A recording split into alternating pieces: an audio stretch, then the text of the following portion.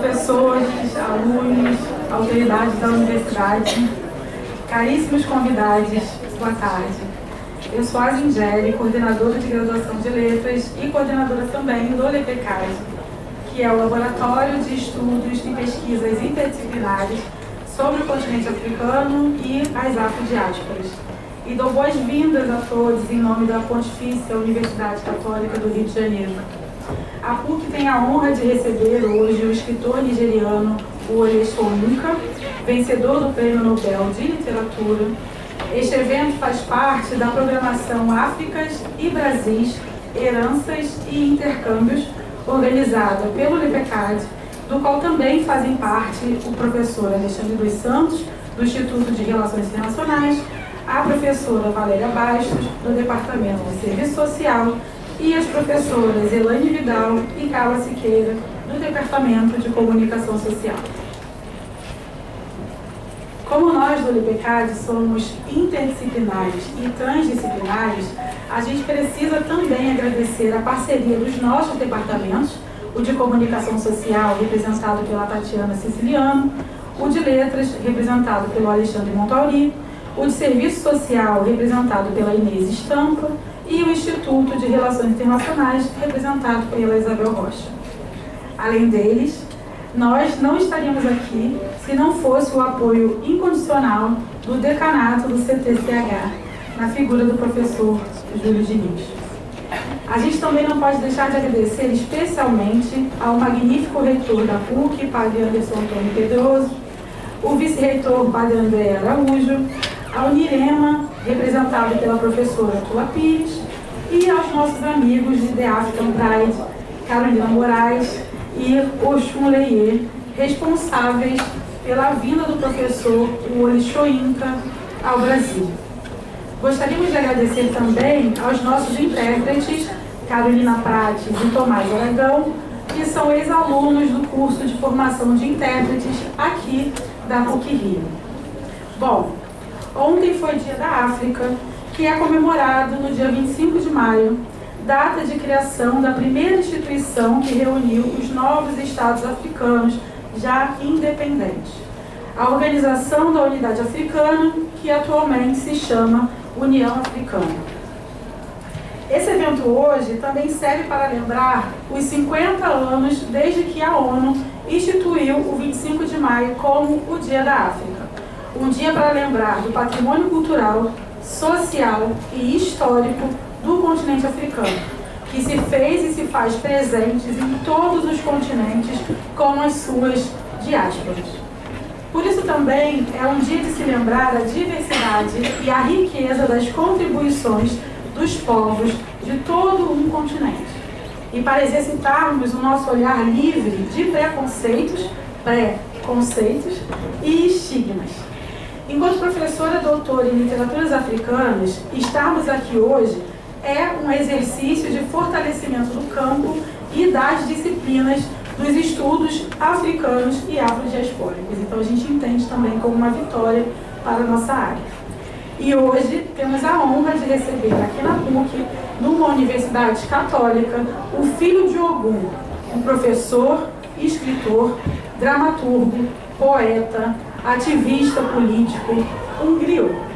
Só para citar os predicados de uma longa lista que poderia descrever o nigeriano Wole Soyinka, um cânone da literatura do continente africano.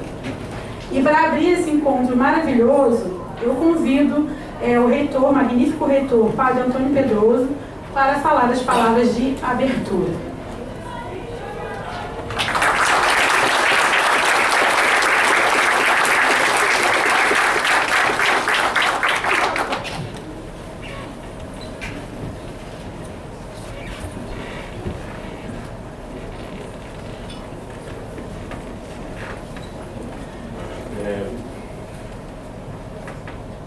Boa tarde a todos. Então eu vou fazer esse momento tão especial. Quero agradecer desde já a ASA e, em nome da sua pessoa, todo esse movimento que nós estamos vivendo na PUC.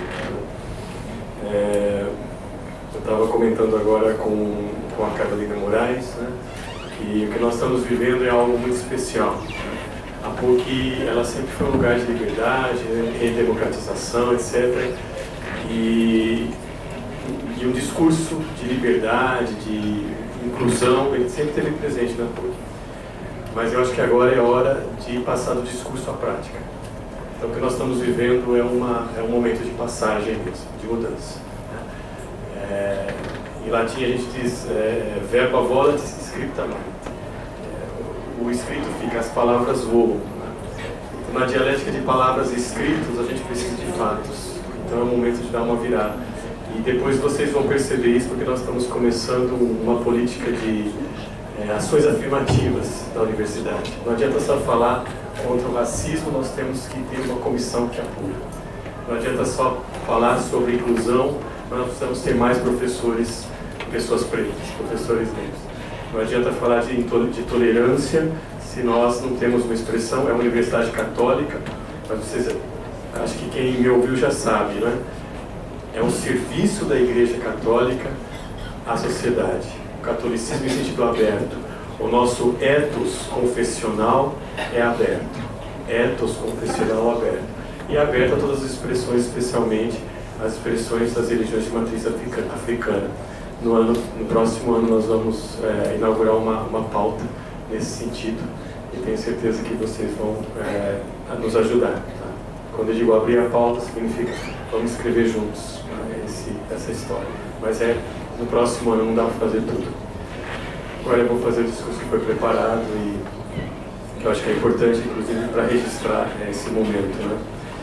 Apesar dos convidados, membros de nossa comunidade universitária, alunos, alunas, professores e também membros do Laboratório de Estudos e Pesquisa Interdisciplinares sobre o continente africano e as afrodiásporas, LEPECAD PUC.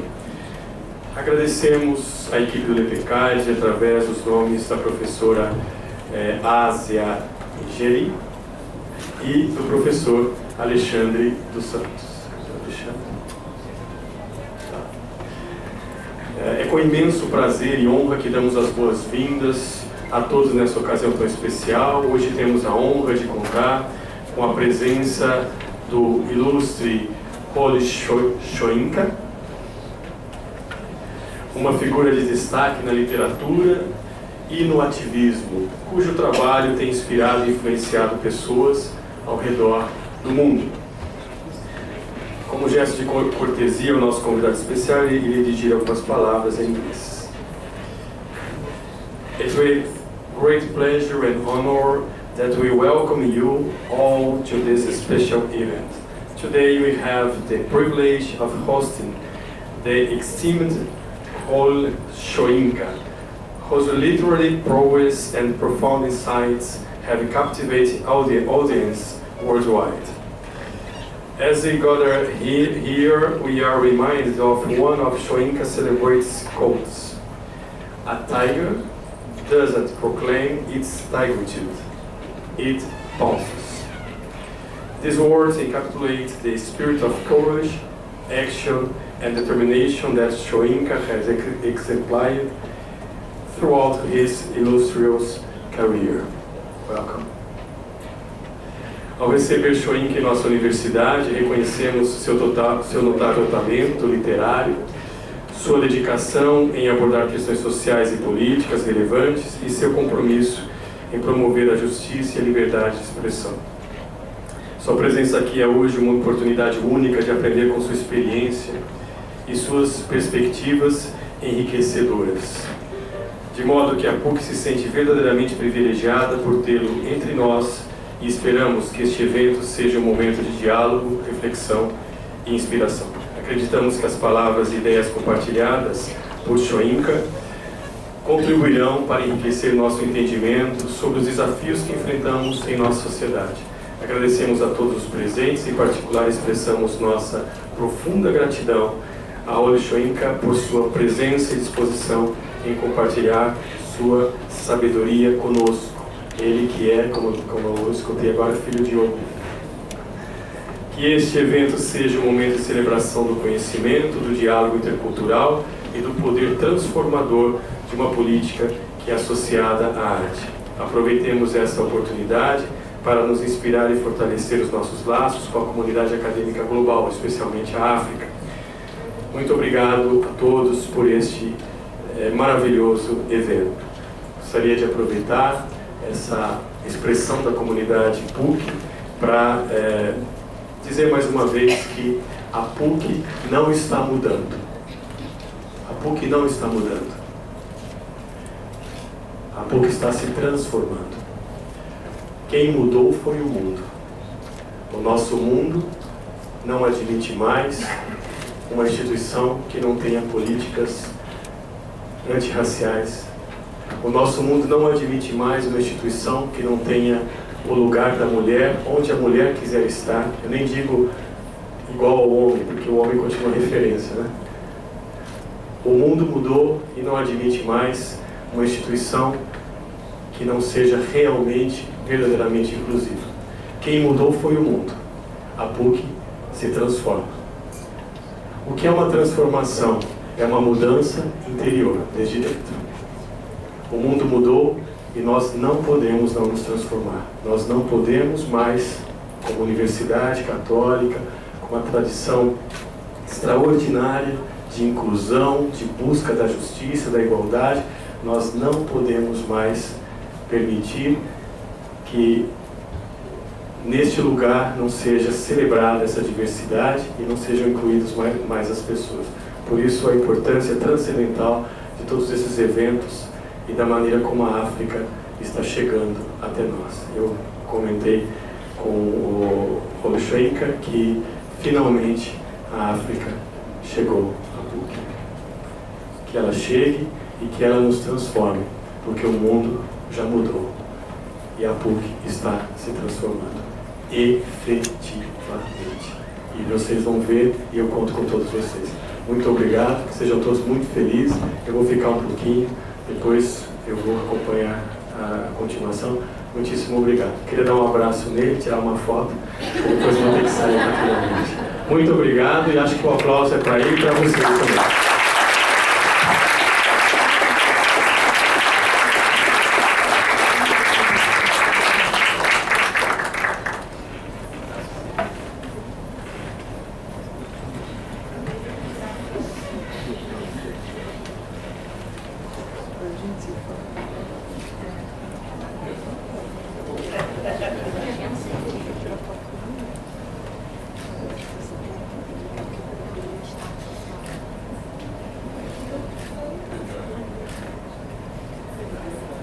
Muito obrigada, Padre Anderson.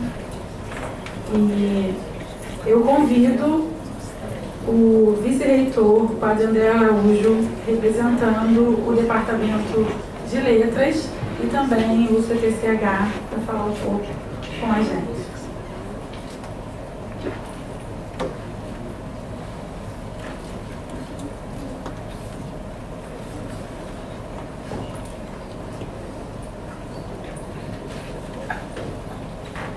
Boa tarde a todos. Boa tarde. Já peço desculpas por falar em português, mas não pretendo falar muito e vou fazê-lo de maneira pausada, a fim de que a tradução possa ser feita com tranquilidade. Eu saúdo o nosso magnífico reitor, o Padre Anderson, meu companheiro jesuíta. Também saúdo o nosso convidado, o escritor Olshenka, a quem já agradeço como membro do Departamento de Letras dessa universidade. Seja muito bem-vindo entre nós. Nós nos sentimos muito honrados com sua presença e pela oportunidade dessa interlocução que alarga os nossos lugares de enunciação e amplia os nossos sentidos de pertença em travessias atlânticas tão importantes desde há muito tempo. Cumprimento também os meus colegas de departamento, professor Júlio Diniz, decano do CPCH, professor Alexandre Montauri, diretor do Departamento de Letras, e a professora Asa, coordenadora de graduação e professora do Departamento de Letras, bem como coordenadora do Laboratório de Estudos e Pesquisas Interdisciplinares sobre o continente africano e afrodiásporas da PUC-Rio, também aos meus colegas professores de outros departamentos, que já tive a oportunidade de saudar aqui, e a todos vocês que vieram desfrutar deste momento, nesta tarde. Nós estamos desde a semana passada, num ritmo de conversas e de ritos comemorativos, num ir e vir entre Áfricas e Brasis, nossas heranças e nossos intercâmbios. Naquela ocasião, começamos a conversar sobre a possibilidade de ter um escritor entre nós e de aproveitar essa sua vinda ao Brasil. Que bom que ninguém desistiu desse sonho, desses desejos. Que bom que vocês seguiram ousando nessas trilhas abertas por tantas poéticas existenciais convergentes que se inscrevem em nossos corpos como performances que nos levam a sair das nossas estreitas visões de mundo, ajudando-nos a ir além, acreditando no poder evocador e existencial da palavra que vamos celebrar aqui, ouvindo o nosso convidado, primeiro escritor em Áfricas a ser agraciado com o Prêmio Nobel de Literatura nos idos de 1986. Aproveitando para relembrar uma vez mais, ontem, o Dia da África, celebrado no dia 25 de maio. Portanto, vivemos e viemos vivenciar nessa tarde epifanias das nossas ancestralidades compartilhadas, em espaços múltiplos e que se abrem, provocando-nos todos a ir além nas nossas aplicações de sentido sobre liberdade, direitos humanos, valores, ética, costumes, em favor da cultura da paz e da promoção da justiça, como primeira condição da humanidade, segundo os escritos do nosso autor. Afinal, os dramas enfrentados do lado de lá e do lado de cá, o tempo todo, e nos dias atuais, infelizmente, inscrevem racismos de ordem muito diversa, marcando nossos itinerários e nossas constituições de matrizes socio-históricas, econômicas e religiosas, resultando em grandes desafios que nos pedem força, sensibilidade, solidariedade e luta em defesa da dignidade contra todo tipo de extremismo, fundamentalismo e opressão. Estar aqui para ouvi-lo é um privilégio, um privilégio. Obrigado a todos.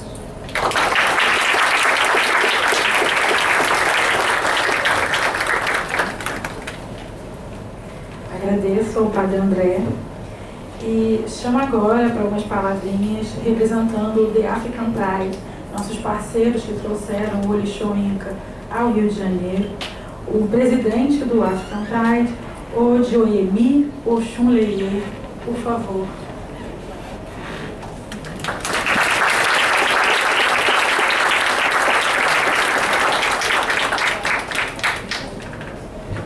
Boa tarde a todos.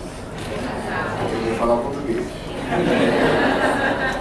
E, primeiramente, eu vou dar todo o respeito ao reitor e vice-reitor por todas as oportunidades para a gente aqui. Muito obrigado. E foi um pouco tempo, mas a gente conseguiu construir uma coisa. E, claro, o nosso amigo, sempre Alexandre, e sempre está com a gente, trabalhando e tentando criar uma coisa para fortalecer esse relacionamento entre Brasil e África. E também Asa, maravilhosa. E Carla ali, a gente falou um pouco, muito obrigado. E também a Eliane também. Eu não vou sair daqui sem falar sobre o Alexandre aqui. Ele também, a gente falou um pouco, muito obrigado. E também minha esposa, a gente sempre, desde o início, tentando construir aquele negócio que eu acho que está no coração de todo mundo aqui. Como que a gente, África, Brasil, fazer essa conexão para conseguir desenvolver nosso mundo. E eu acho que, olhando por eu com o Carol, vocês podem entender aquele negócio que pode ser certo entre África e Brasil, entendeu? Porque todo dia em casa, nossa vida é falar sobre o Brasil e África. porque a gente sabe que tem muitas coisas dentro. Entendeu? Isso não vai acontecer sem nosso rei, Oni Leife. Tudo, meu respeito para ele está aqui.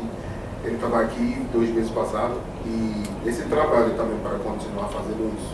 Também eu não vou terminar para não, sem falar sobre nossos parceiros aqui que trabalham com a gente, Magó, e também não vi ela agora. Muito obrigado. Primeira coisa que eu quero falar aqui sobre esse encontro, que vocês têm que prestar atenção, todos os alunos que estão aqui, por favor, prestem atenção muito bem. Eu cheguei aqui no Brasil, a única coisa que eu vejo todo dia é beleza entre os brasileiros, afro-brasileiros. Que eu acho que se essa beleza consegue encontrar África de novo, os dois vão desfrutar uma coisa que vai mostrar o caminho da liberdade mesmo para o mundo inteiro. África, Brasil, junto, tem capacidade para mostrar o caminho para a reconstrução para o mundo. Os dois são forças muito grandes. Eu quero falar para vocês aqui. Vocês estão aqui, o reitor falou uma coisa, a África agora chegou aqui, né? E vocês estão aqui, estão vivos, para o nosso professor Oleshoinka. African Pride é isso. A gente, na realidade, sempre quer trazer as pessoas que vão te dar orgulho. Vocês vão olhar para uma pessoa assim, oh meu Deus, essa figura na minha frente, que já dominou o mundo, qualquer lugar que ele pisa, é respeito. Vocês não são filhos de escravos. Vocês são filhos dos reis, dos rainhas. Na África, sua jornada, sua vida não começou lá no barco da escravidão. Não, foi além. Então é isso que a gente quer falar para vocês. Presta atenção, absorve ele, entendeu? Não abraça ele muito, entendeu? Mas absorve. Eu vi todo mundo aqui com os livros. Tem mais. Então hoje ele vai abençoar vocês com o que eu falo todo dia, que é o orgulho da África, entendeu? A partir de hoje, junto com vocês, vamos construir uma vida bem melhor para o Brasil, e país sem racismo e país sem preconceito. Muito obrigado. Obrigado.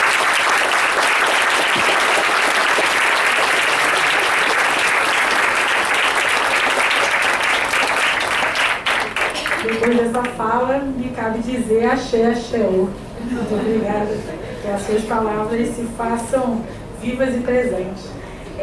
Bom, sem mais delongas, né, vamos à conversa com o Oleshoinka. Então, eu começo chamando os intérpretes, por favor, para compor a mesa.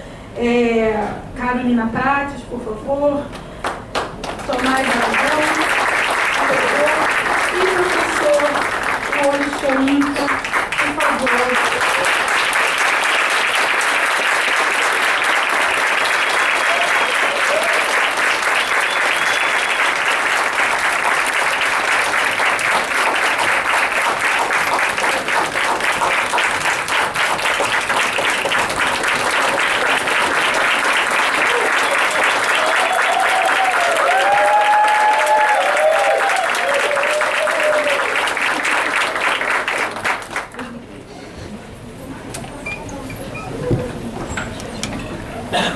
Bom, nem preciso dizer que eu estou nervosa.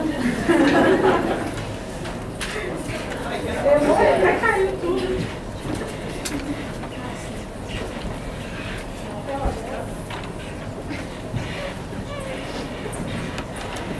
Agora sim, muito obrigada, Oleshoinka, por nos permitir estar com o senhor por esse momento. A gente aqui pensou num formato de conversa mesmo, roda de conversa. Como eu sou uma pessoa muito ansiosa, eu fiz um monte de perguntas pensando, se a plateia não perguntar, eu pergunto para segurar o homem. Mas vocês podem perguntar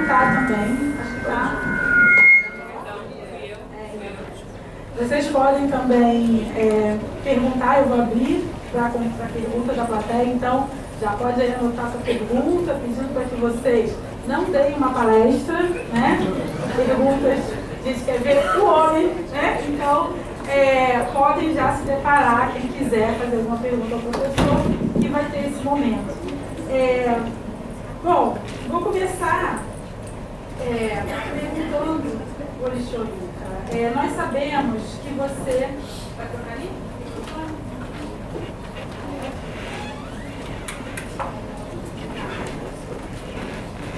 Só um minutinho, gente. Melhorou?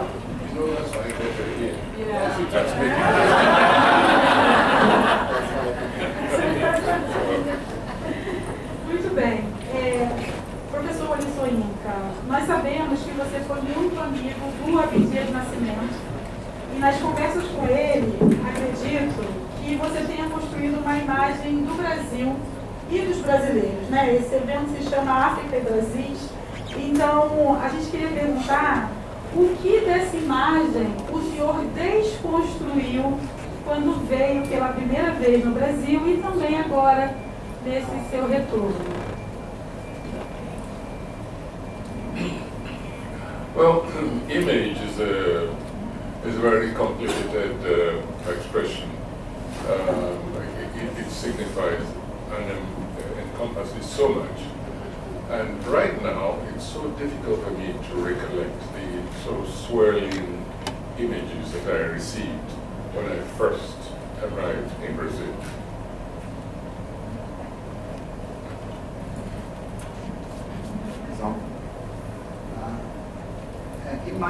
Imagética é uma coisa muito difícil de definir, porque ela engloba muita coisa.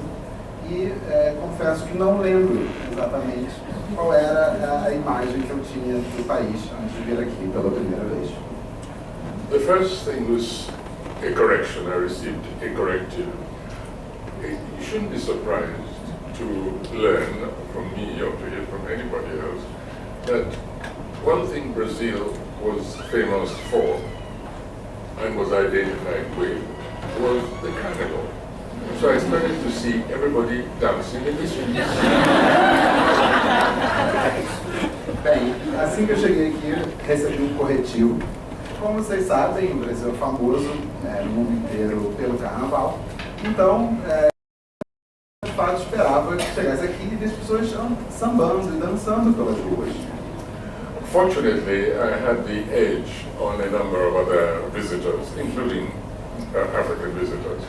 Because in Nigeria, after I finished my studies, of course, I returned home in 1960 to be exact, and I was a research fellow at the University of Ibadan. And there I ran into, I remember very distinctly, I think it was the first person I identified as a Brazilian. But he had to persuade me because he did not look one bit like my image of a Brazilian. He was pure white. Como vocês sabem, eu fui um fellow na Nigéria, universitário, e a primeira pessoa brasileira que conheci foi ele. E ele teve que me convencer de que era brasileiro, porque a imagem que eu via dele não era compatível com tudo que eu tinha na minha cabeça sobre o que um brasileiro era ou deveria ser. His name was Antonio Olinto, and the name of his wife, which I discovered later, was Zora Zeldin. Both were literary people. Zora Zeldin not only wrote plays, but she wrote about African deities. Encontrou pessoas do mundo literário que não só escreviam peças, mas escreviam sobre divindades africanas. Antonio Olinto wrote The Waterhouse. In fact, he wrote it while he was in West Africa, and that was a narrative of some returnees to the African continent, from which they had been taken, their ancestors had been taken forcibly, and he tracked the lineage of these returnees in a way which brought alive for the first time something, an area of Nigeria in Lagos, which we used to call the Brazilian section. The Brazilian sector, the Brazilian architecture associated the Festival of the Carreta with a place called Brazil, but we still hadn't got in depth into what Brazil really represented. Então,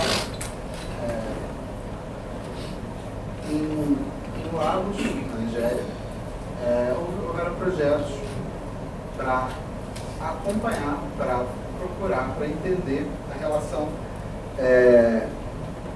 genealógica de várias pessoas que estavam retornando, que retornaram para a Nigéria, para a África, muitas delas vindos do Brasil. Tantas pessoas que tinham essa parte de Lagos, na Nigéria, que era considerada o setor brasileiro, a parte brasileira.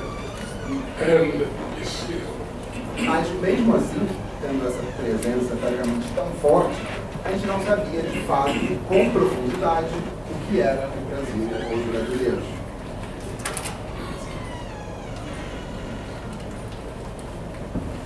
Now, there were times when I believed that Antonio Olinto was just trying to make himself interesting. It was difficult, really, to believe that Africa had such presence outside the continent, and on that level, as a kind of perennial reality. And yet there was this enthusiastic white person, Antonio Olinto, and his wife. And then they were talking about being African, talking about African presence and writing about it. So I had that background. By the time I came here for the first time, I was a bit skeptical. And then I became very pleasantly surprised.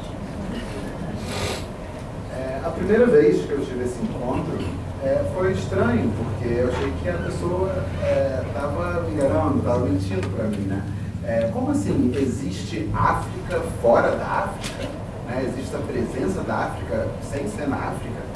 E especialmente porque a gente estava falando com uma pessoa que era branca, a sua esposa era branca, e eles estavam falando sobre África, sobre africanidade, e a gente ficou basicamente sem entender, até realmente, de fato, voltar para o Brasil e ter uma compreensão, ter uma compreensão melhor sobre isso. Muito obrigada. E isso me leva à segunda pergunta, porque é muito interessante como é que a gente constrói uma imagética de um lugar quando a gente não conhece esse lugar, né? E de alguma forma é um pouco essa percepção que nós aqui temos no continente africano. E que quando a gente começa a se aprofundar, essa perspectiva ela muda. Então, de alguma forma, nós brasileiros temos uma visão ainda atravessada e enviesada do continente como um todo. Um lugar cheio de estereótipos, visto com muitos preconceitos, essa repetição da história única, com fome, miséria, o próprio jihadismo. Então, professor Soyinka, eu gostaria de saber que papel você acha que, o senhor acha, na verdade, que a literatura tem para aproximar o continente africano das diásporas e, de alguma forma, desfazer essa história única, essa narrativa única que é contada daqui para lá. Well, this is one of the roles which the movement known as Pan-Africanism played in the early stages of contact between independent Africa and, of course, Africa overseas. The literature itself, of course, is always looking for source material. And whether you like it or not, any imaginative mind must move outside the immediate boundaries that constitute his or her literary constituency, environment. Curiosity takes over. You meet people, begin to question, received information begin to readjust, but literature reinforces that.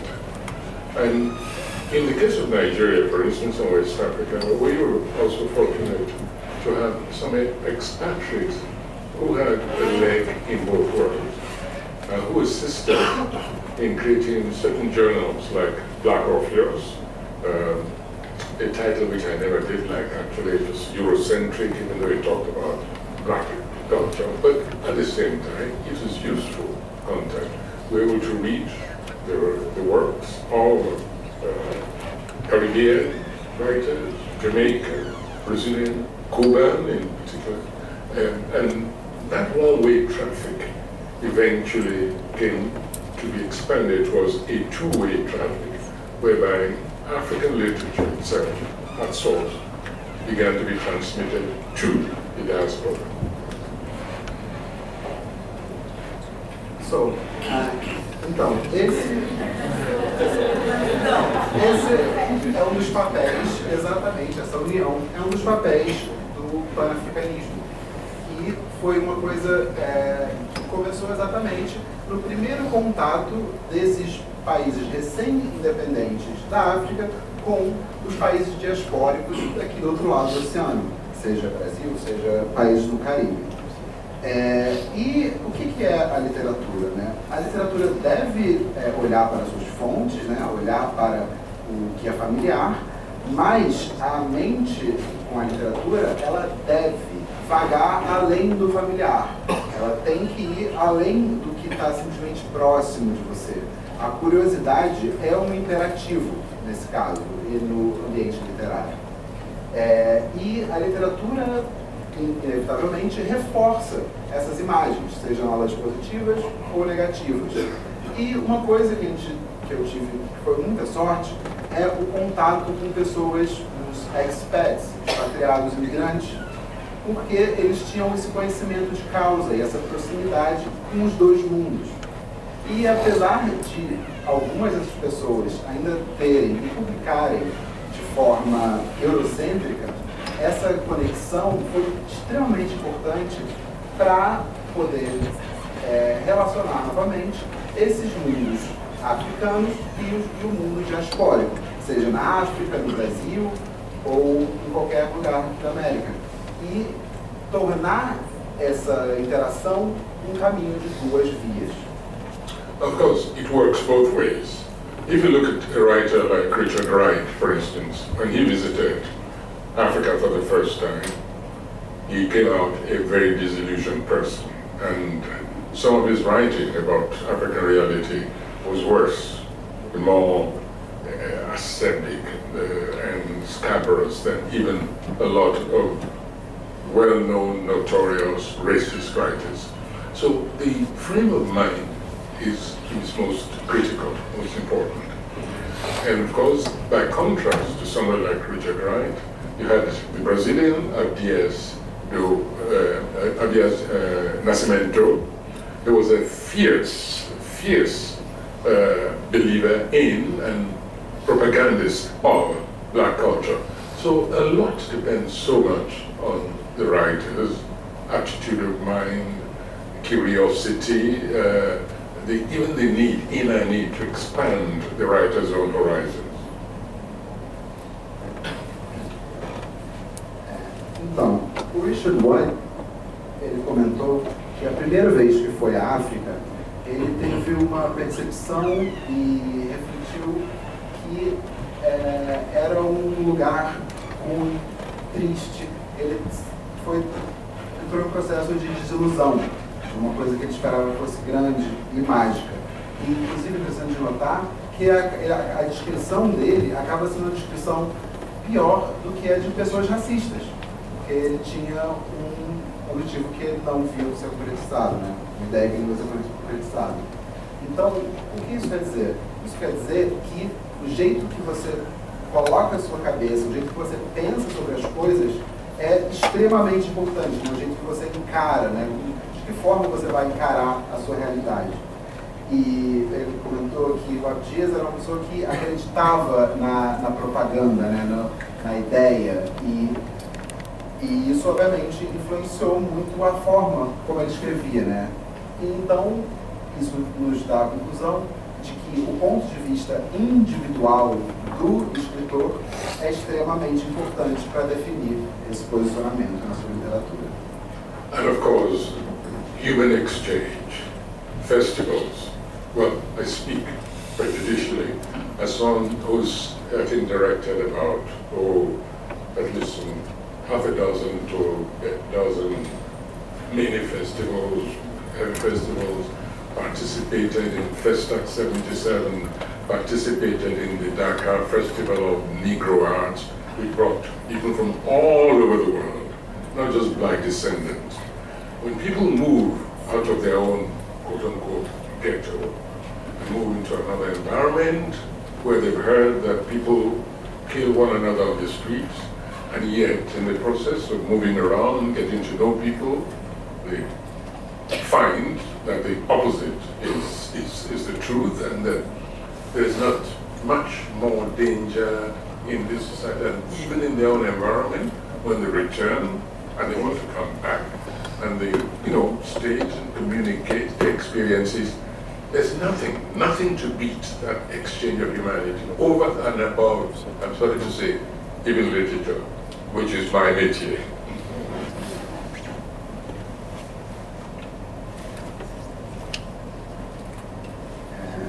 Bem, então, exatamente o ponto central aqui, as trocas são de importância extrema, assim. E eu já participei de muitos festivais pelo mundo, e a gente sempre tenta trazer pessoas de todo o mundo, inclusive não só pessoas negras, não só pessoas da diáspora africana, mas pessoas que tragam justamente os pontos de vista variados, né? E é muito importante entender que muitas vezes as pessoas saem do seu, digamos, gueto, que tem uma certa iluminação. Eles olham para o mundo que às vezes eles pensavam ser tomado por violência e coisas negativas, e eles veem que, na verdade, quase todos os lugares são tão perigosos uns quanto os outros. E é uma questão muito mais de percepção. Então, é extremamente importante que essa pessoa que tenha contato vá e volte e vá novamente para estimular essa troca, porque nada é melhor do que trocar.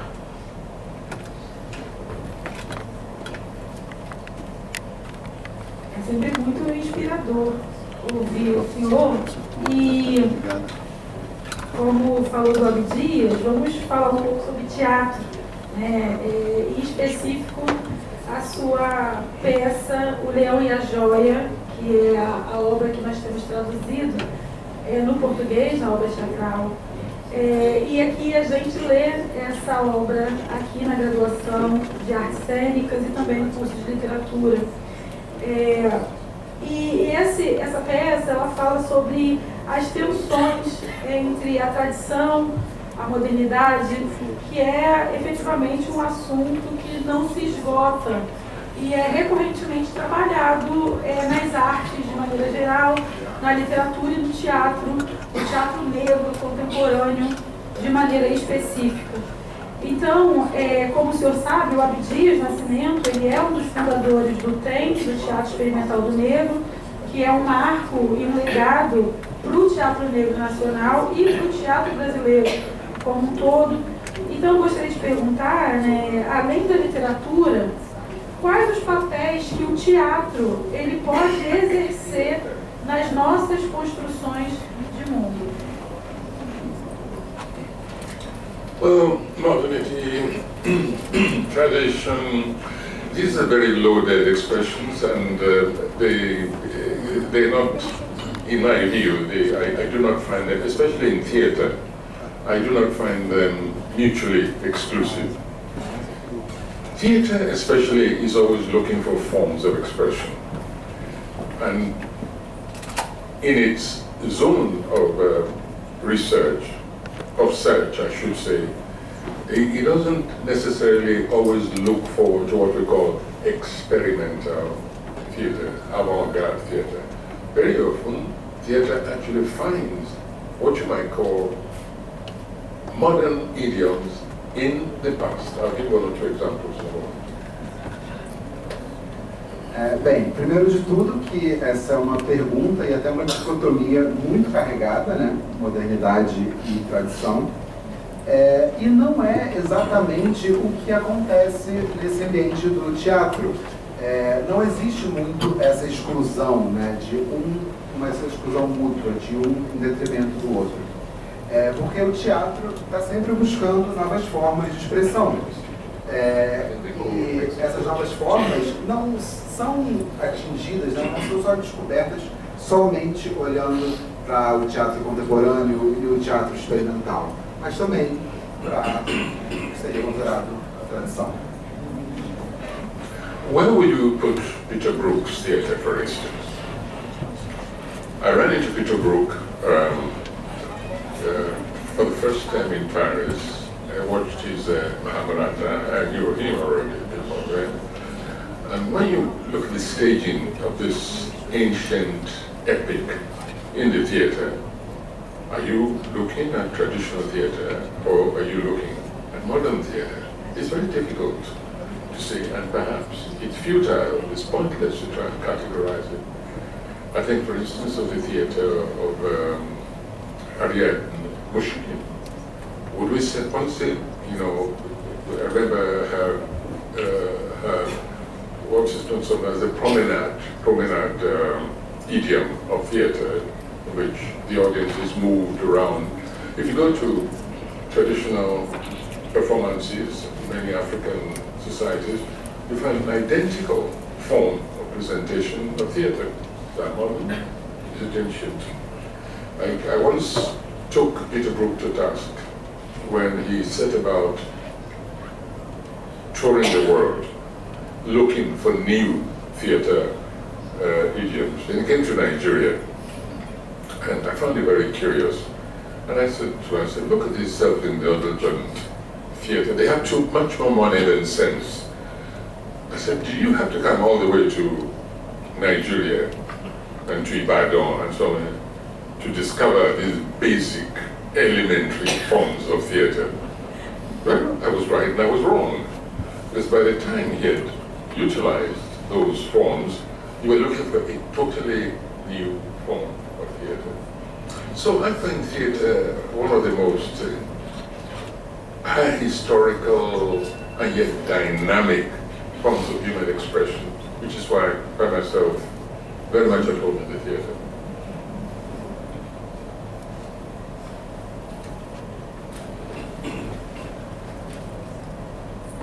Bem, continuando nessa suposta contradição entre moderno e tradicional, a gente pode pensar, por exemplo, Peter Brooks. Onde que ele se encaixa? Ele é moderno ou ele é tradicional? Eu vi ele apresentando em Paris e a peça em si era um épico antigo, mas com o formato dele, do Brooks. E aí a gente pergunta, então, isso é tradicional ou é moderno? E, na verdade, eu acho que isso é uma categorização que acaba sendo fútil, né? A gente tem até alguns outros exemplos do teatro de promenade, onde, em teoria, algo visto como moderno, por exemplo, da plateia se mover, da audiência se mover, alguma interação com a plateia, é uma coisa que é muito comum no teatro tradicional em África. Então, mais uma vez, acabando com essa, ou desmistificando essa dicotomia, né, de tradicional e moderno. E aí, novamente, voltamos para o Brooks, que vai à Nigéria e encara esses elementos e fica dessa forma confuso. E aí eu acabo questionando ele. Você realmente teve que vir até a Nigéria para ver essa coisa básica, para entender esse básico assim, sabe? Porque existe uma busca por algo 100% novo, totalmente novo, exclusivamente novo, que nem sempre pode ser realizada. Então, acho que isso coloca o teatro num lugar muito especial, onde ele é, ao mesmo tempo, ahistórico e extremamente dinâmico. And of course, because of our situation as a generation, especially, which had to liberate itself from colonial forces, which had to find ourselves placed within the polarities of progressive, reactionary, West, East, and you had sometimes theatre critics who would say that certain themes are reactionary and they have no place whatsoever in a modern society which is trying to defeat all the forces of superstition, reactionary politics, etc., etc. And yet, in the hands of a playwright like Abdias Nascimento, for instance, using mythology, like in his play Sortilege, to exorcise the colonial mentality of the black person, in his hands, material, which is supposed to be purely mythological, sort of, it became a dynamic weapon for the transformation of the mentality of the African. And so, it's a question of dramatic purpose, the intent, and the sensibility to convert even the most seeming antiquated material into a force for material modern transformation. Bem, a nossa geração foi marcada por muitas lutas. A luta anticolonial, a luta do progressismo contra o conservadorismo, do Ocidente e do Oriente. E é muito fácil dizer, e é muito dito, que alguns tópicos são simplesmente naturalmente reacionários, que você não pode tocar neles porque não tem nada nesse tópico que não seja expandir uma ideia reacionária.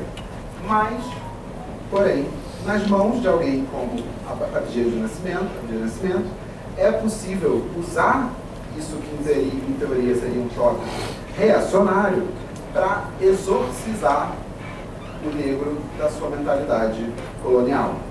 Então, basicamente, temos uma questão que gira em torno de intenção e de propósito, e de criatividade, de capacidade.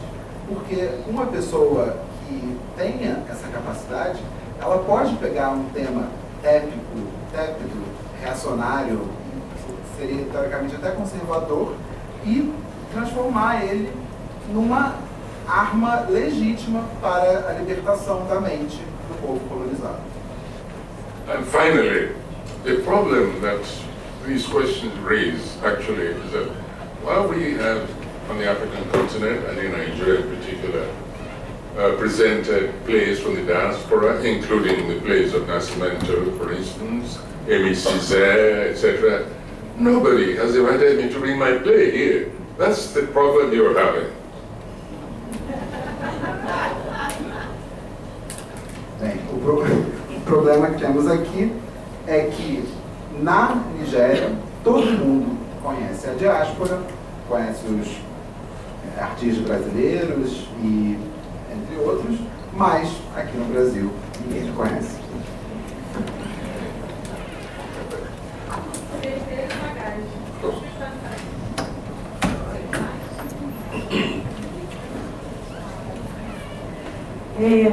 Sagaz, né, gente? Então, não vamos passar vergonha e vamos fazer pergunta, né? Está aberta aqui, Alexandre, por favor. Mais alguém que a gente faz uma rodada de duas. Aqui a senhora.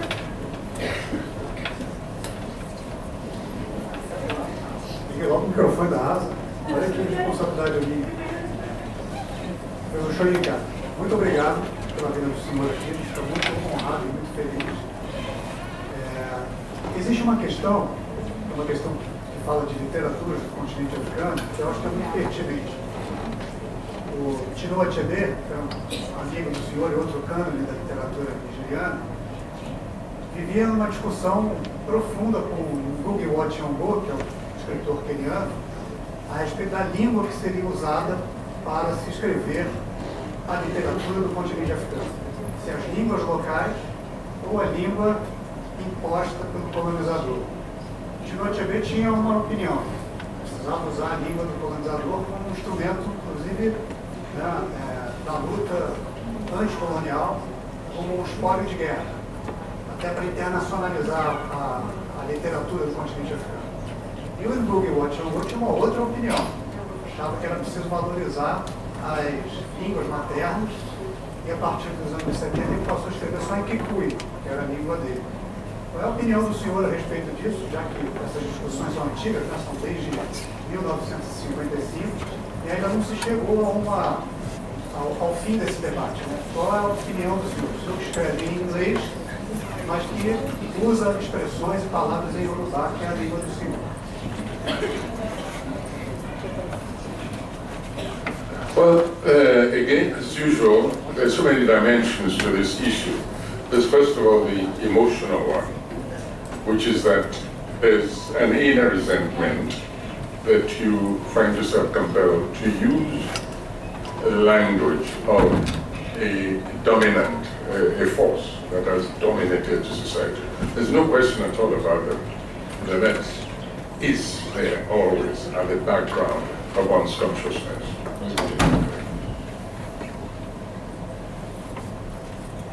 Just interesting.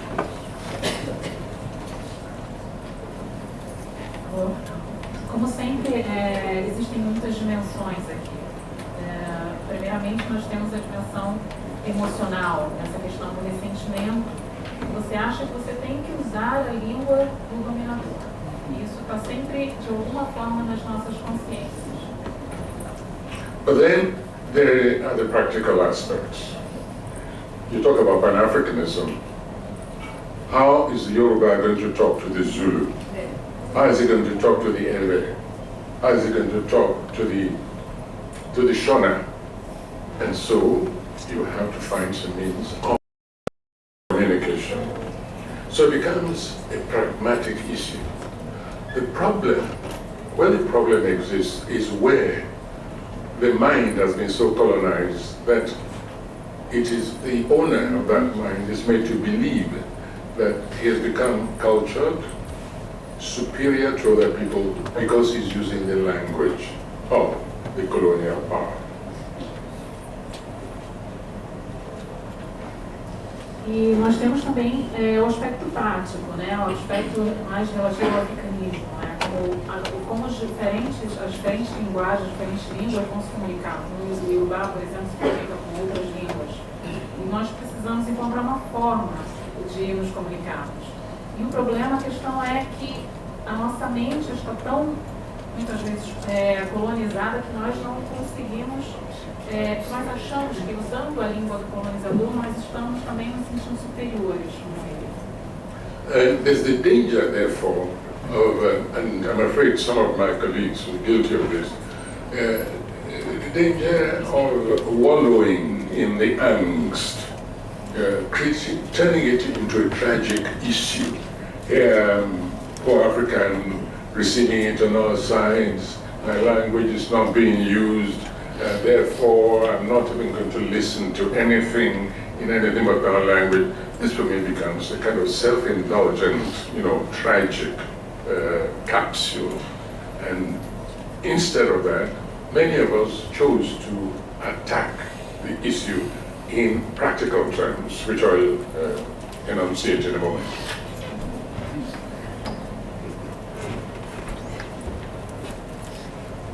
E existe também esse perigo, né?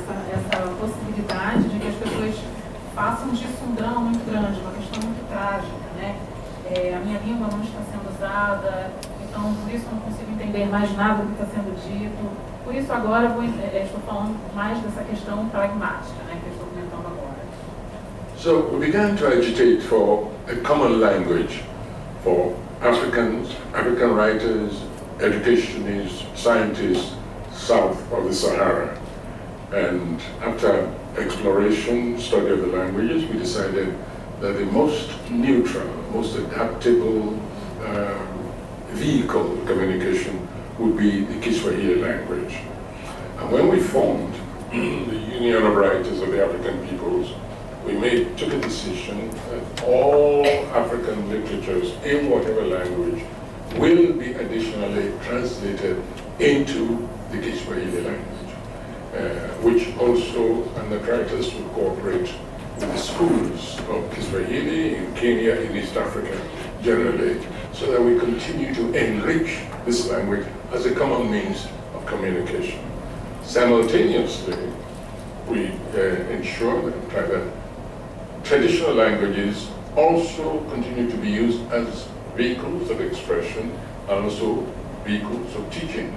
In other words, turn Africa into a multi-language community, like economic communities, for instance, development communities, in addition to the advantage of also having one's own language to write in, to think in, to communicate in, etc., etc. Kiswahili.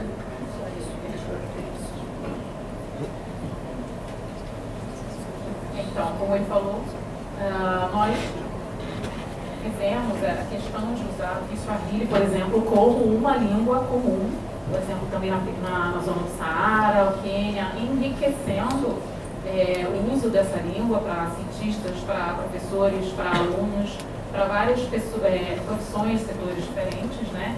De forma que a gente pudesse também usar uma linguagem tradicional, enriquecer essa linguagem, tornar o continente africano um continente multilinguístico, né? Uma comunidade multilinguística, assim como existem comunidades, blocos multi-econômicos, enfim, economias diferentes, nós podemos também usar, por exemplo, essa língua, esse idioma africano, ou concordar que vamos usá-lo daquele território e enriquecê-lo. But even this solution, believe it or not, was not universally acceptable. To give you an instance, we had one of these conferences during the liberation struggle against Portuguese colonialism in Mozambique. During the struggle, MPLA, FLN, the whole lot. And this was the cultural division, trying to discuss how culture could be used as an instrument of struggle against colonialism. And when we brought up this notion, we were shocked to find that we were opposed by the representatives of the Mozambique liberation struggle. And they said, listen, we are in the heat of struggle right now, and we're using the Portuguese language against the owners of that language in a new revolutionary way. If we take time off now to start telling people to start learning even Kiswahili, we're going to create new problems among our own people for this. So please carry your revolutionary idea elsewhere and just leave us alone to sort out the Portuguese, and then we'll come back to the issue of language. So it's multi-pronged mode of attack, depending on what stage you're in, politically and culturally. Mesmo essa ideia anterior não foi aceita, né? Então, em Moçambique, quando tivemos essa conferência, nós trouxemos esse assunto à tona e nós fomos confrontados exatamente pelo movimento de liberação de lá. Então, realmente, eu falei, bom, se vocês vão criar esse problema, esse problema linguístico vai continuar sendo mais um problema para a população que já está enfrentando tantas questões ligadas ao colonialismo, então pega essa sua questão e, pelo amor de Deus, leva para outro lugar. Nós vamos continuar usando o idioma que nós usamos aqui. Então, realmente depende muito da questão que as pessoas estão vivendo naquele momento.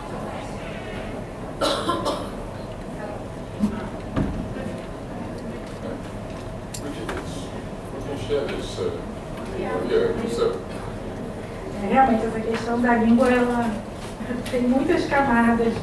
E a gente, de alguma forma, pode também até pensar no português aqui no Brasil e o quanto também traz uma discussão infinita no campo da literatura e das artes. Ali tinha uma pergunta e tinha mais uma. A gente pode fazer as duas juntas e o que eu respondo. Tá bom?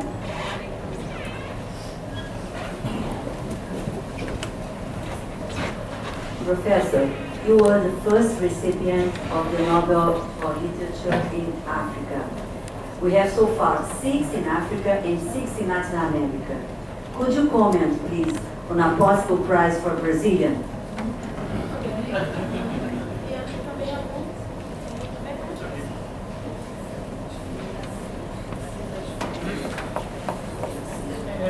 Olá, eu sou Anzaira, escritora, e eu queria fazer essa pergunta para o senhor. Na realidade do Brasil, nós fomos cortados da experiência do que o senhor tem como naturalidade de mitologia, da cosmovisão. E hoje, com a literatura, quando a gente traz isso de volta, ela é chamada no Ocidente de especulativa. E aí, quando a gente se torna um autor negro, na experiência do tornar-se negro, a gente começa a ter experiência. Pode aumentar um pouquinho, por favor, o microfone dela, uma melhor, porque eu não estou entendendo no meu direito. Só tentar falar mais alto. Poder aumentar o microfone. Beijo na ótima. Aumentando. Oi? Ah, melhor. Tá. Eu sou escritora, o que chamo de escrita especulativa, mas para o senhor seria simplesmente literatura, por conta do uso da mitologia e da cosmovisão africana. Então, na nossa experiência negra no Brasil, em tornar-se negro, a mitologia ela ganha um lugar diferente. E dentro da experiência colonial, ela se chama ficção científica, fantástico. Então, hoje, quando eu escrevo e coloco uma personagem que vive numa vila submersa de Calunga, ou que ela é uma personagem Edi, e eu não traduzo isso, mas eu, ao mesmo tempo, coloco isso dentro da literatura, é o revolucionário que o senhor comenta. O senhor chegou em algum momento a perceber essa experiência na literatura brasileira, essa mudança?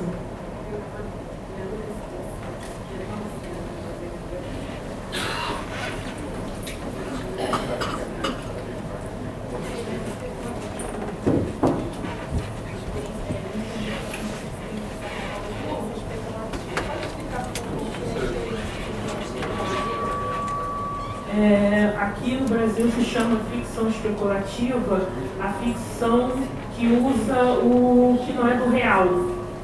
Então, se eu tenho, por exemplo, um personagem de divindade que pode fazer alguma mudança em alguma situação, ou vir de outras dimensões, no caso do que a gente pensa na ficção africana, esse personagem ele é especulativo, ele é extraordinário, mas ele ainda não é comum com o rosto de pessoas negras. Então a gente tem buscado uma nova geração de autores trazer essa naturalidade. Aí eu queria saber se o senhor em algum momento percebeu essa mudança na literatura do Brasil.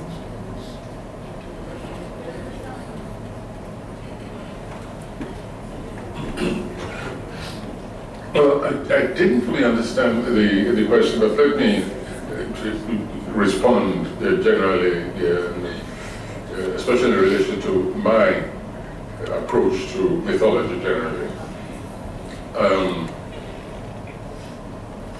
People have complained, for instance, that my use of mythology is not authentic. And by that they mean that I do not follow the mythological line as received by them. They forget that in African mythology, there are, for instance, I believe, at least to go back to basics, the creation of the world, there are at least 100 versions that I know of the mythology of the world and the first human being coming on Earth. Whether it's the story of the cockerel, with a bunch of a handful of sand scattered it, and then cowries. And every society, has a worldview of the very beginning of existence, which is as far back as we can go, where a mythology is concerned. And therefore, I was given the privilege, not merely of choosing my own mythological line, but when necessary, making mine up.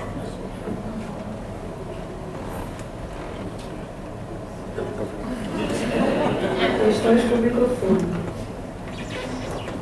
Eu não entendi exatamente o que você questionou agora, porém eu vou tentar responder de acordo com a minha experiência. As pessoas reclamam muito sobre o modo como eu abordo a mitologia, que dizem que eu não sou autêntico. mas elas se esquecem que no continente africano existem pelo menos umas 100 versões do que é, por exemplo, a criação do mundo. Então, como é que eu não posso ser autêntico se existem tantas versões diferentes? Cada região vai ter uma história diferente para contar de como foi, por exemplo, a criação do mundo. Cada sociedade tem essa visão. Eu tive o privilégio de escolher a minha que eu quero seguir.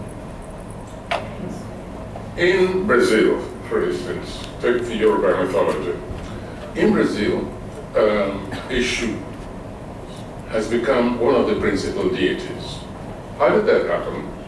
The slaves were looking for a combative deity, a really aggressive combative deity, to use against their masters and the Christian missionaries. Now, it was a return play, if you like, because when the missionaries came to Africa, they looked for a representative of the concept of evil. They couldn't find one in many of the societies. So they picked the most rascally of the deities, mischievous, shall we say, of the deities in Yoruba land. Because Eshu is the god of mischief in Yoruba. He's the messenger of the deities as well. And so he plays pranks on people. Now the missionaries, when they came to Yoruba land, they said, Eshu is our man. And Eshu became Satan, the devil. Well, the slaves took their revenge by elevating Eshu in Brazil to a principal deity.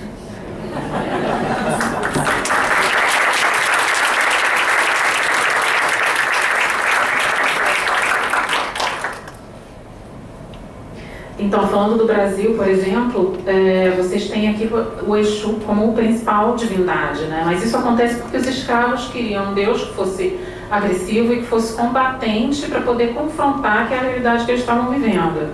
Então, quando os missionários, por exemplo, buscaram uma representação do mal, eles pegaram o Exu, porque Exu tem essa questão de ser agressivo, de ser combativo, de pregar peças nas pessoas, e usaram como representação do mal. E aqui no Brasil vocês fizeram, digamos assim, vocês fizeram honra a essa divindade, a cultura de vocês, elevando o Exu a uma categoria de divindade, e não de maldade. As a writer, feel free to do the same. E como autora, como escritora, fique livre e sinta-se livre para fazer a mesma coisa. Muito bom. E acho que, tentando complementar, existe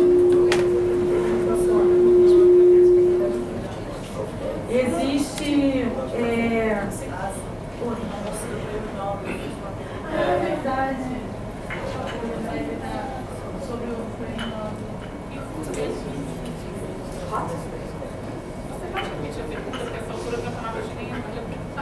Eu posso fazer em português também.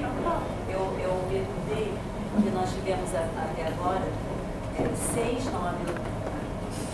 Eu agora vou fazer a pergunta em português, então. Que o professor, primeiro Nobel na África, e até agora nós tivemos 6 na África e 6 na América Latina. Então, eu pedi ao professor, por favor, para ele comentar sobre um possível Nobel do Brasil também, do brasileiro.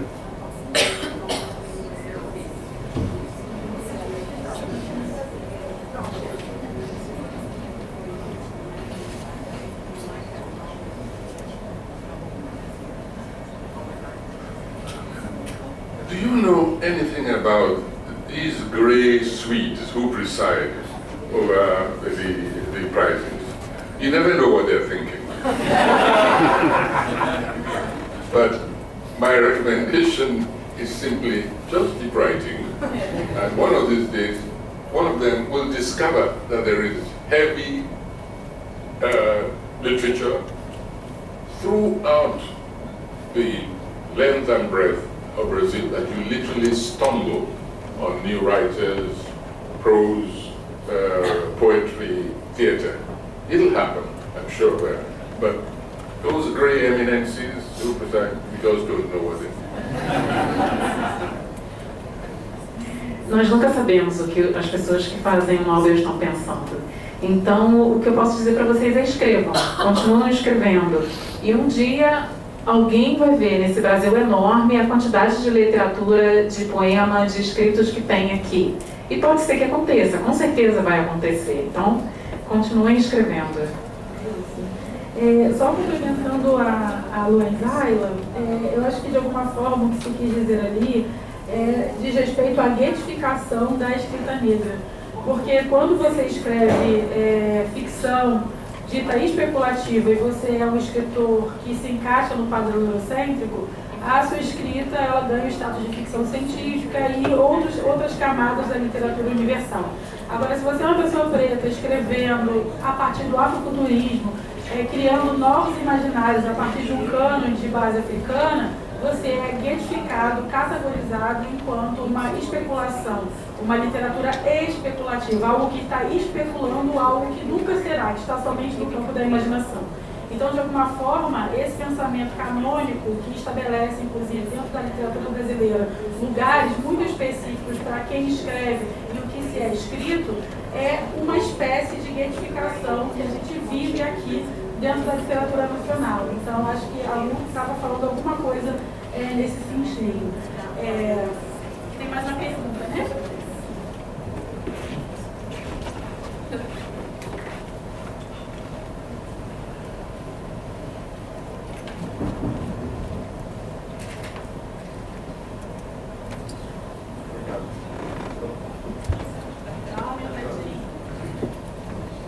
Ok. Então, o Nobel ele é conhecido como um dos principais instrumentos de reafirmação da cultura europeia. Ele vem sendo instrumentalizado dessa forma ao longo dos últimos séculos.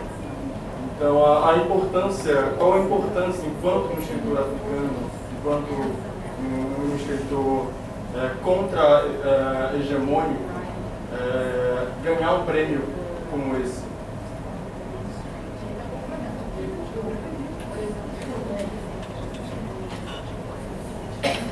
The importance of winning such a prize, you're talking about the Nobel Prize, the importance, well, importance for me is that it enabled me to build my own house. Outside of that, it's potluck. As I said earlier, you just don't know in which direction the tastes of judges, any jury goes. A lot of it has to do with timing. But I'll tell you something, that it's a double-edged sword, this kind of prize. It places enormous burden on you. First of all, the remaining shreds of your anonymity virtually disappear. And to have some peace of mind, very often you have to wear disguises, rasta wigs, so you can just sit in a cafe and be by yourself without being noticed. Perhaps, I like to quote Bernard Shaw when he won the prize, and I sympathized with his statement. He said that he could forgive, you know, the Nobel Prize, the money comes from dynamite and destruction. Yeah. He said that he could forgive the mind that created, invented dynamite, but it took a real diabolical mind to create the Nobel Prize for Literature. I sympathize with him.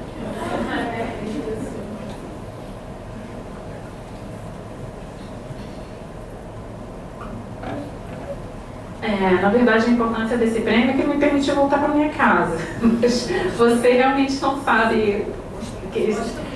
construir a minha casa, desculpa. Você não sabe realmente em que direção isso vai. E você já se sente mais tranquilo de, sei lá, sentar até num café. Você tem um certo peso, mas você ainda consegue levar a sua vida. E assim como a pessoa que criou a dinamite, eu gostaria de que quem ganhou o prêmio Nobel, que conseguiu perdoar essa pessoa que criou a dinamite, eu digo, eu também perdoo quem criou o prêmio Nobel para literatura.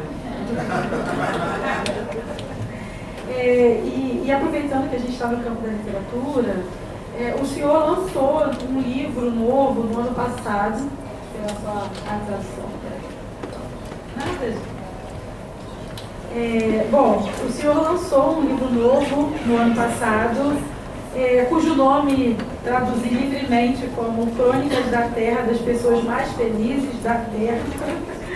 O senhor lançou esse livro depois de quase 50 anos sem publicar literatura e também fico muito feliz em anunciar que esse livro vai ser publicado em português pela Companhia das Letras, do Mauro Zahar, tá aí, cadê Mauro?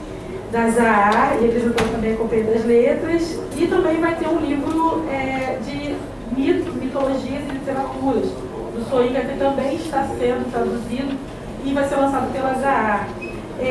Mas perguntando sobre crônicas, né, eu queria, na verdade, fazer duas perguntas para o senhor. Primeiro, por que o senhor demorou tanto tempo para voltar a escrever literatura? Né? E segundo, se o senhor poderia nos contar um pouco sobre o que fala esse novo livro. First of all, I do not consider myself a novelist. Let's begin from there. So the question of why did it take me so long? It didn't take me long for the simple reason that the novel is not my form. It's not my sort of. In fact, each time I embark on a novel, way back, I always did it with a sense of apology to the real novelists. And I'm sorry I'm encroaching on your territory, but I just feel like writing a novel. Bem, acho que essa demora se dá basicamente porque eu não sou um novelista, eu não sou um escritor, eu não me considero um romancista. E é simplesmente por isso, eu não estou na minha área, por isso que demorou tanto. E, inclusive, sempre que eu escrevo alguma coisa desse tipo, eu faço questão de pedir desculpas para todos os reais escritores dessa área que me deixam entrar nela de vez em quando. In this particular case, however, the first thing to say is that there's nothing new really in Chronicles. It's just the magnitude of what I've been writing about and everything being put together in to the extreme of negativity, mostly. But I'm told very happily that it does have some very funny parts, so that's a relief.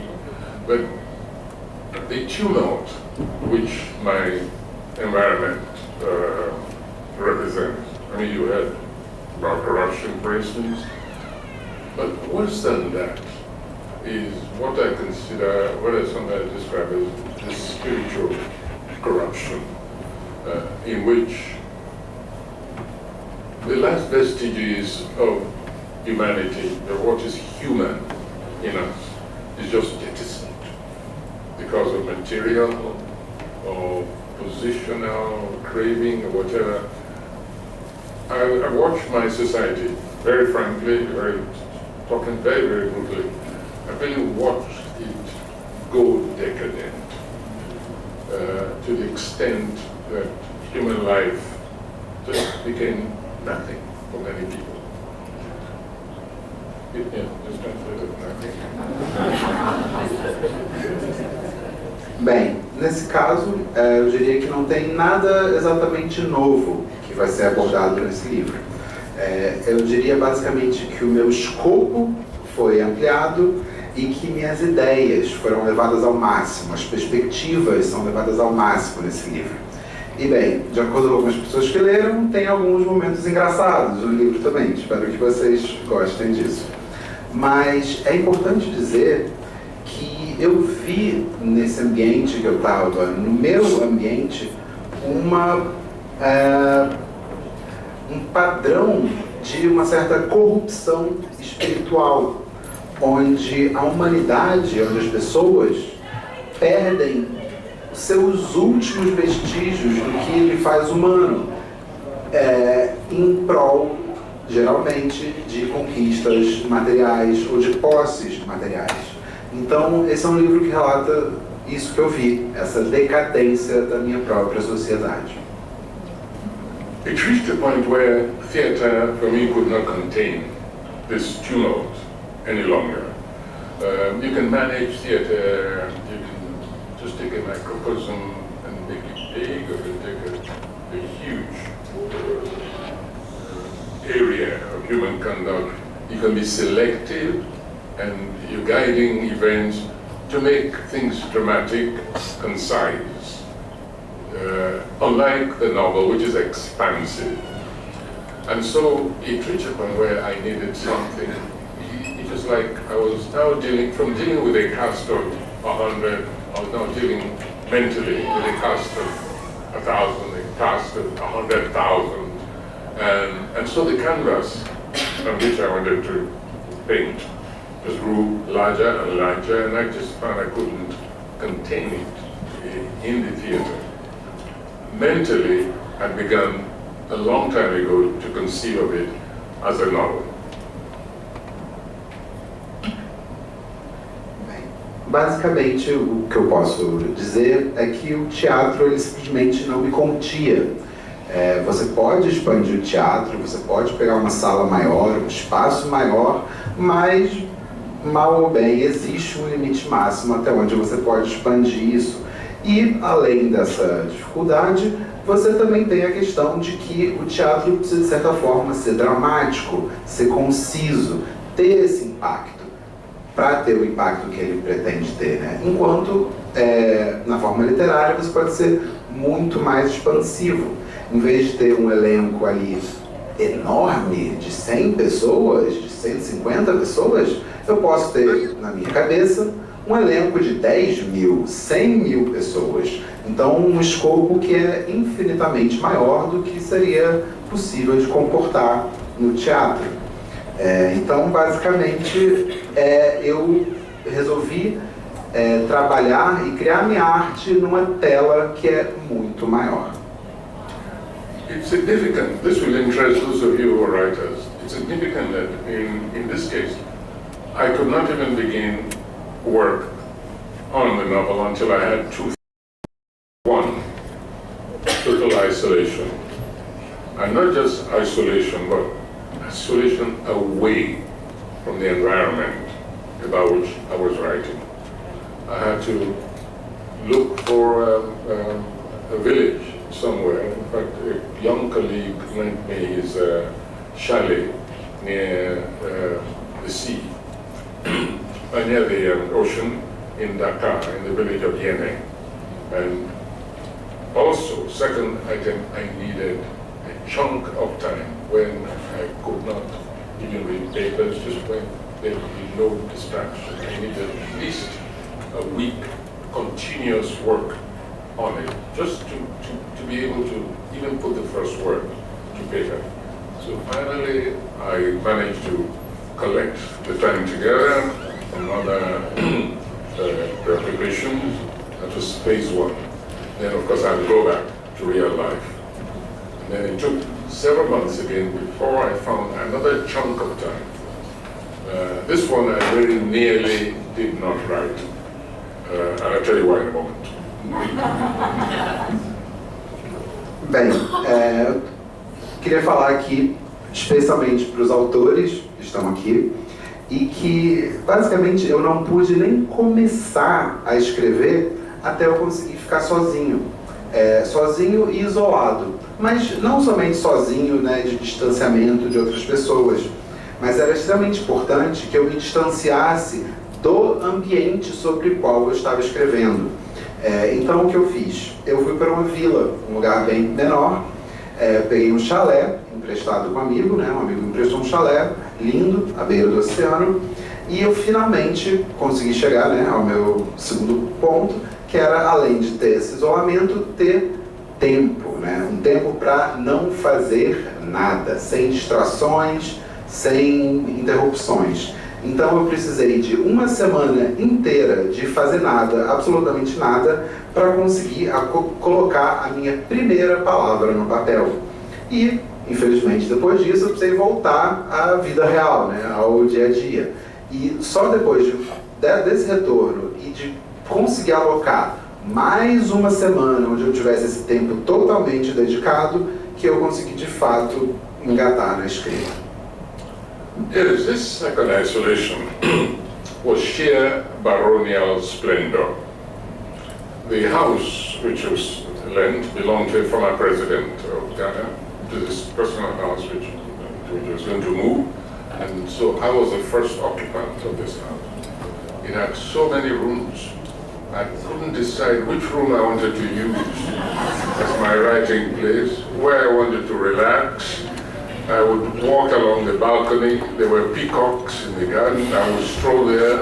It was right up in the mountain. I would sit there and just enjoy the view. First day, second day, just the relaxation away from what I wanted to write about, what I was escaping. So the first couple of days, I just luxuriated. The food was brought from the President's Brothers Hotel, 3 meals a day, and I'm not a big eater, so the waiters, those who were looking after me, they put on weight. You know, by the time I left, they were twice their size, just from the amount of food which was coming. Anyway, finally I pulled myself together and entered another chunk. And then after that, wherever I was able to continue writing and painting, playing, snatches of moments, etc. That's the way it worked. E bem, quando eu consegui finalmente pegar um tempo para mim e voltar para esse meu segundo isolamento, foi incrível. Eu fiquei numa casa que era a antiga residência do presidente de Gana. Era uma casa com tantos quartos que eu não conseguia decidir onde é que eu vou escrever, onde é que eu vou descansar, onde é que eu vou ficar. Era uma casa muito grande, era tão luxuosa que tinha pavões no jardim. Eu conseguia ver as montanhas da minha janela. Era um lugar de puro luxo. E o meu primeiro e segundo dias lá foram só isso, só relaxar, aproveitar aquele luxo todo, ficar tranquilo. Eu recebia comida de um hotel, uma espécie de serviço de quarto, 3 vezes ao dia. E eu não tenho muito costume de comer durante o dia, então o pessoal que estava lá trabalhando comigo, me servindo, acabava comendo as refeições. Quando eu saí de lá, o pessoal que trabalhava comigo, cada um deles engordou uns 10 quilos, porque comeram toda a minha comida. Com esse processo eu consegui de fato engatar na minha escrita, escrevi um bom bocado nesse isolamento e depois terminei o livro de uma forma, digamos, mais normal. Um tempinho ali no avião, um tempinho entre um trabalho, uma coisa assim, e assim que o livro foi finalizado. Oh, I forgot to add, the man also made sure there was a wine cellar, so I kept exploring his wine cellar. E eu esqueci de dizer, também tinha à minha disposição todo um andar que era uma adega de vinhos. Então também fiquei lá olhando, passeando, escolhendo qual era o meu favorito, foi bem legal. Vivam vários nada, né? Muito importante. A gente vai levar para as perguntas finais. Tinha uma pessoa ali? Cadê? Tinha mais uma pessoa. Era lá?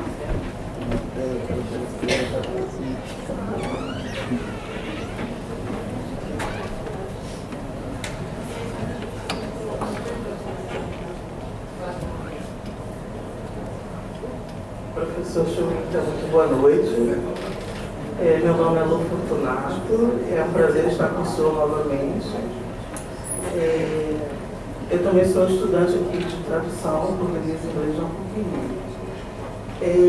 Certa vez eu li uma entrevista em que me pareceu que o senhor tem uma visão um pouco crítica da figura do ativista.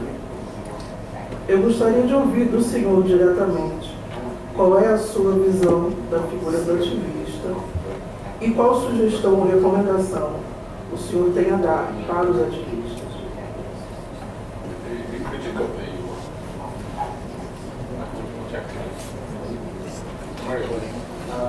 Americanos?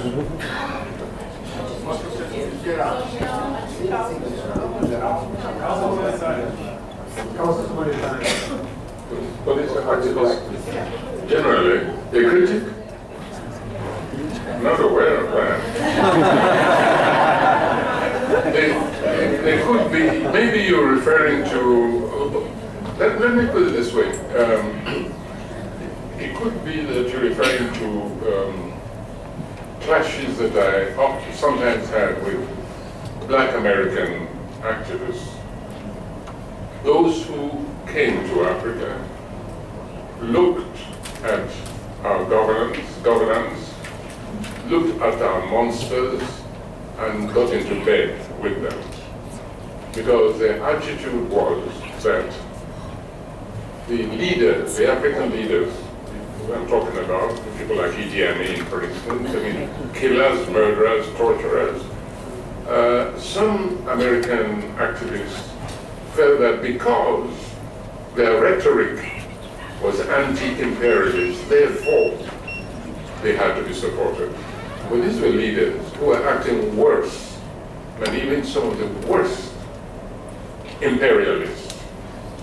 Their conduct was one of total alienation. I mean, how can anybody say anything about positive about an Idi Amin, about the Mobutu Sese Seko, against El Bokassa, and some other nonsense, Makaya Sungwema, and yet some black American activists came and began promoting them as the ideal African progressives. This was unacceptable. There was another instance, for instance. As you know, we've been suffering on a daily basis from Islamic fundamentalists of the most brutal kind.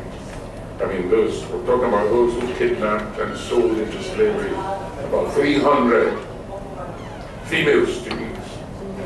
And yet a group of African-American intellectuals wrote a letter to their president telling them not to proscribe, not to add the name of those fundamentalists to their list of terrorists. I mean, how else do you describe terrorists when children, school pupils are being stolen, lecturers are being killed, parents are being flogged or sending their children to school because of it. So I don't call such people activists.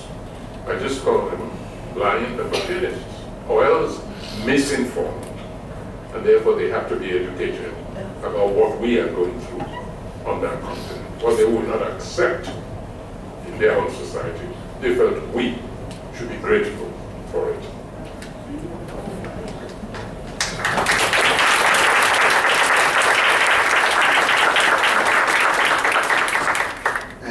Bem, não entendi precisamente, mas falando, eu imagino que você esteja se referindo aos meus embates com alguns supostos ativistas afro-estadunidenses, afro-americanos,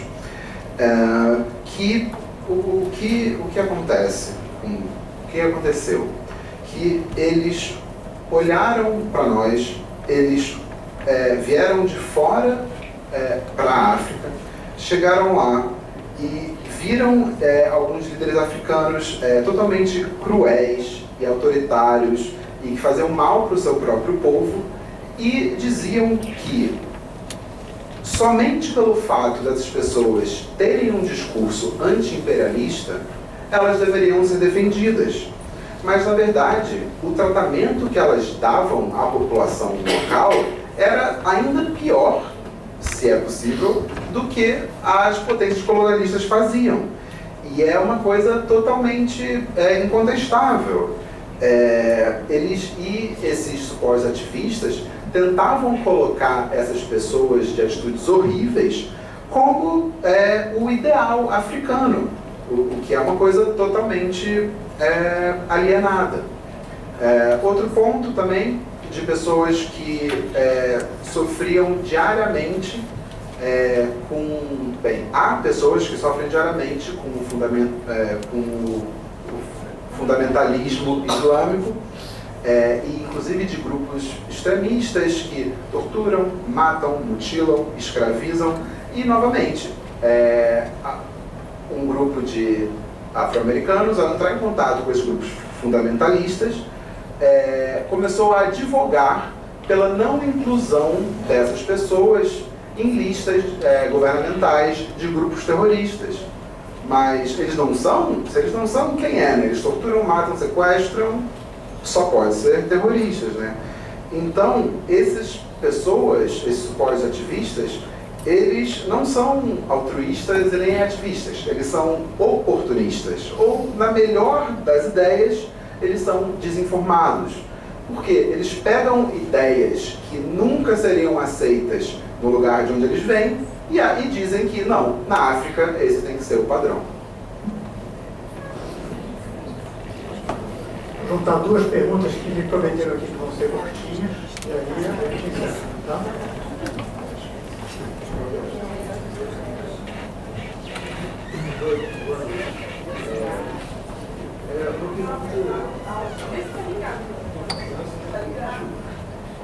Boa noite. Eu queria fazer uma pergunta um pouco mais relacionada à pergunta.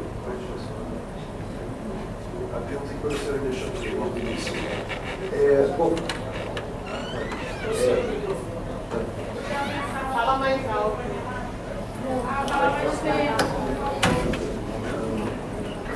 Recentemente, acho que temos 2, 3 anos no Brasil, teve uma polêmica, mas pelo menos uma discussão no mercado editorial acerca da obra da Carolina Maria de Jesus, sobre se os desvios ao português culto, à norma culta, deveriam ou não ser incluídos nas novas edições dos livros. Enfim, acho que a própria filha da Carolina defendeu que esses desvios deveriam, entre muitas aspas, ser corrigidos para não caracterizar Carolina como uma escritora exótica, mas houve um outro lado nessa questão sobre a afirmação desses desvios como uma forma de variação linguística e como o senhor mesmo havia mencionado, como que isso pode ser uma forma de confrontar a colonização. E eu gostaria que o senhor desse uma opinião sobre essa questão, se possível.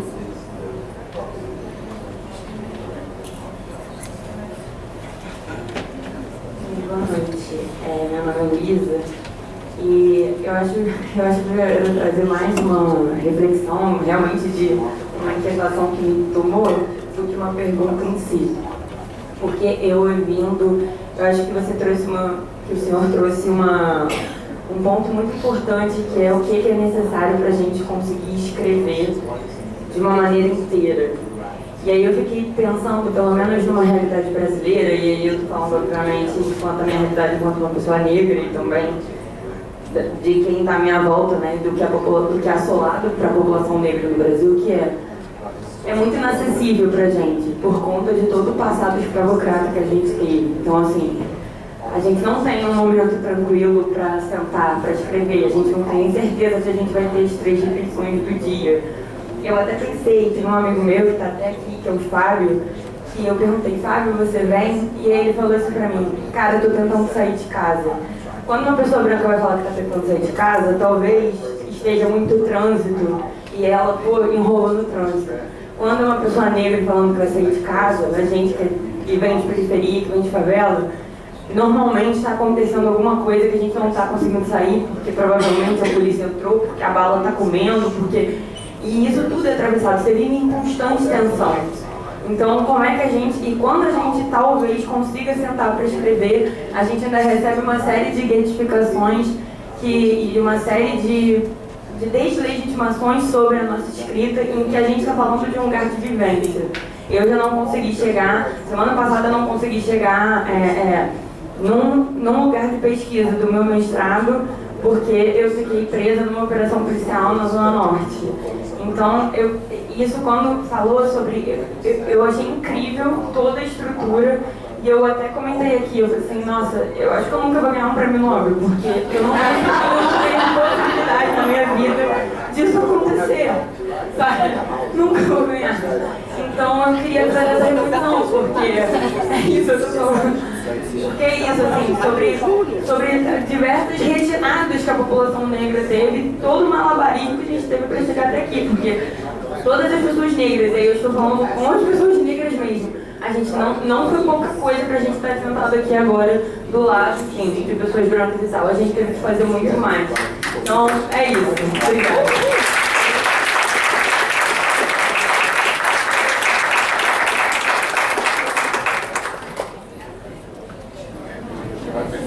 requires no comment from me. It's a very clear statement, and one which I have no advice to give you on that, beyond the fact that there is something to be written about everything and anything.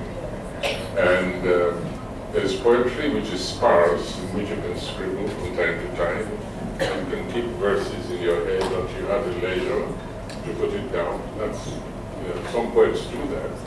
It's not difficult. It is a sustained work for which you need time and reflection, and you need to write and throw away and lose yourself in the narrative, find your way back. It requires unbelievable concentration. That's why, in fact, I prefer theater, which for me is more manageable. And I can even create theater with others. But then, how to get the others? That's the issue you're raising. How do you get the others? That leisure time, creative time. It's a struggle. It's not, I'm not going to pretend that it's easy. Some people are not luckier than others. But just imagine also carrying an idea in your head for donkey years and waiting till the moment when it is possible. One way or the other, I think all writers and creative people are closet masochists. That's the truth. That is the truth. Regarding language, well, language, let us always remember that the language itself is a medium, almost like clay or marble is a medium in the hands of the sculptor. And sometimes we overprotect language, I believe. Because language itself becomes a material which we love to use and to see used and enhanced. And sometimes that contradicts the purpose for which we want to use that. So again, there is another paradox for you.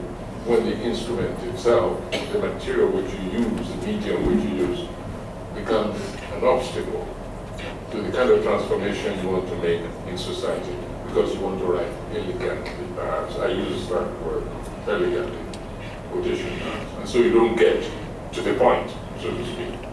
So once again, there it is. Well, this is part of the hazard of being a writer, wanting to be a writer. Nobody can help you except yourself. I'm sorry to say. But if you come to Abeokuta, I'll give you space to write, I promise.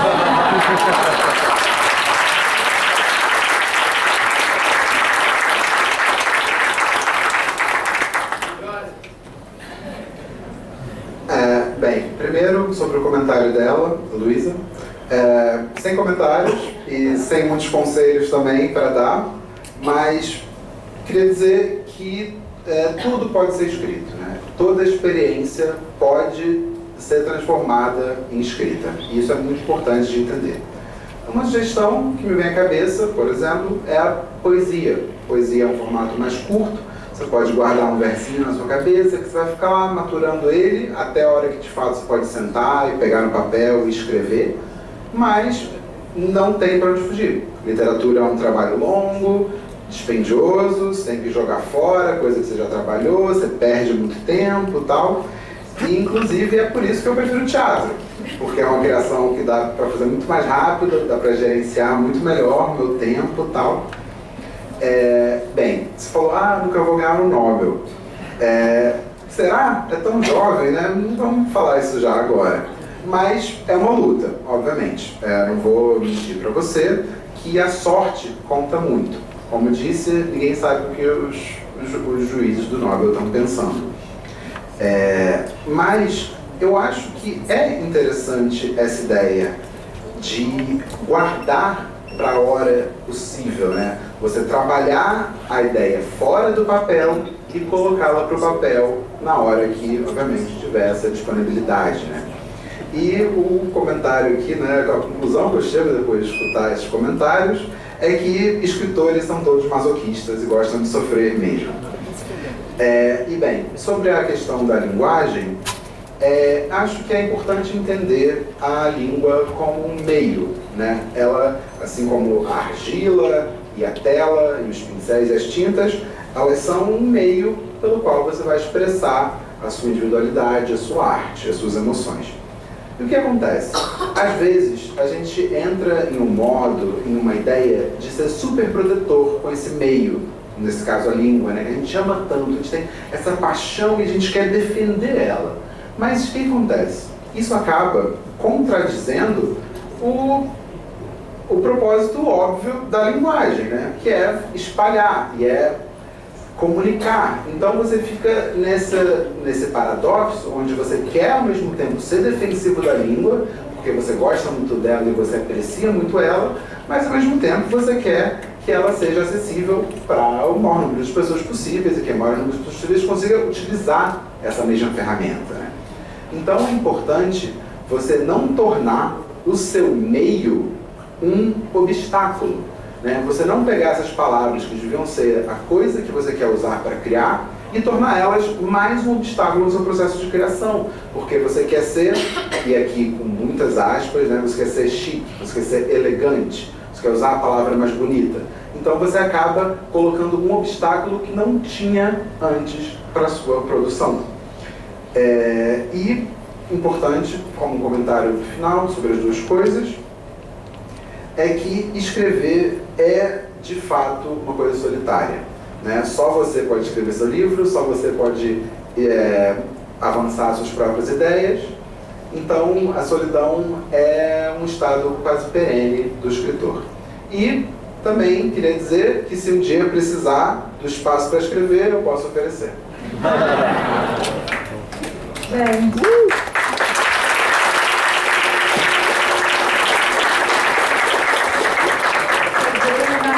Naquela parte que ninguém quer, que é a parte do término, finalização.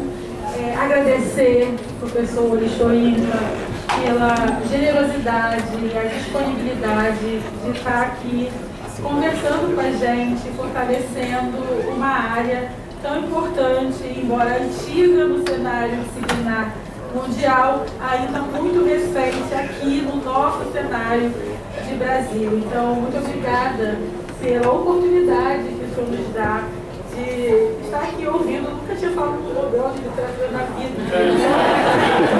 Aproveitando esse momento, porque também não vou ganhar um Nobel, também acho que não. Me falta a casa. Me falta a casa. Essa casa,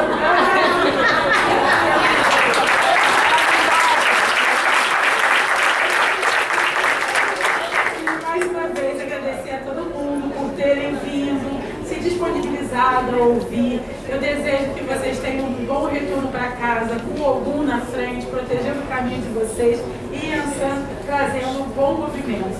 Desejo um ótimo final de semana e até a próxima.